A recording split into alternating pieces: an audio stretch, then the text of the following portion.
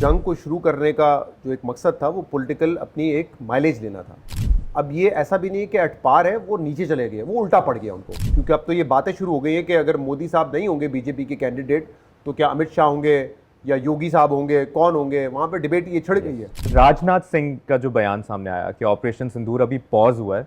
खत्म नहीं हुआ, आपको लगता है कि भारत दोबारा हमला कर सकता है या करेगा, या क्योंकि भारत का जो एक वो दुश्मन के अज़ाइम है वो तो नजर आते हैं? नहीं, नॉट इमीडिएटली, मुझे नहीं लगता कि इस वक्त कुछ है। इनफैक्ट अभी हमने कुछ अर्से पहले सागडार साहब से शो में बात की थी,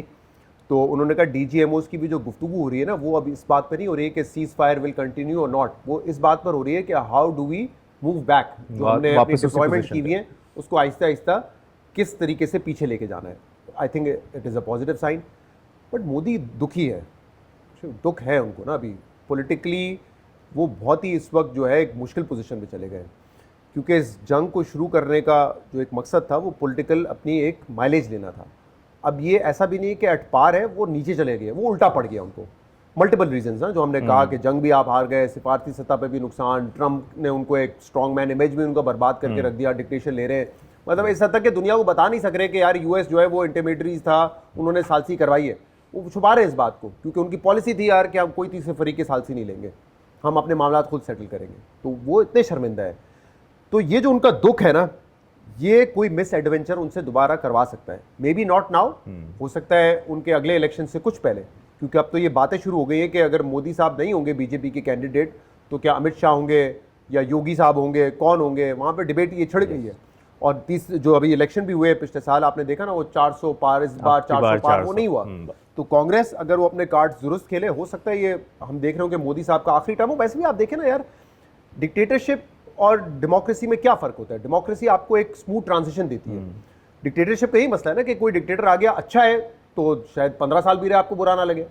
कोई बुरा है तो 15 साल अगर वो रह गया तो आपको बर्बाद कर देगा, जैसे मिडिल ईस्ट की कंट्रीज में हमने देखा है। कोई ना ह्यूमन राइट्स होंगे वहाँ, ना सिविल राइट्स होंगे, सिविल लिबर्टीज़ कुछ नहीं होंगे आपके पास। लेकिन जब एक डेमोक्रेटिक लीडर भी 10, 15, 20 साल रह जाता है, और ख़ासतौर पे कहने को तो डेमोक्रेटिक है लेकिन उसके तौर तरीके एक डिक्टेटर वाले हैं, वो आके आपको ना आपके हुकूक दे रहा है, मीडिया कैप्चर कर चुका है, तो फिर